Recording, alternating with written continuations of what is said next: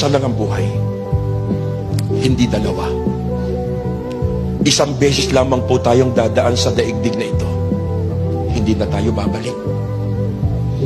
Pero tiyakin mo na sa pagdaan mo sa mundong ito ay nagkaroon ng pitak sa puso mo si Kristo, sapagkat tinitiyak ko sa iyo, kapag tayo binawian ng buhay at wala po ang Panginoon sa buhay natin, doon sa libingan pupuntahan natin, wala ng paglilingkod. Sa lang ang buhay, life is short, kapiraso lang.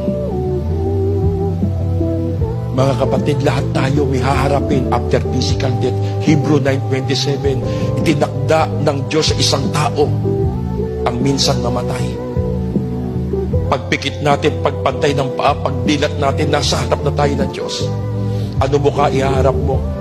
Harap tayo sa Diyos face to face, eyes to eyes.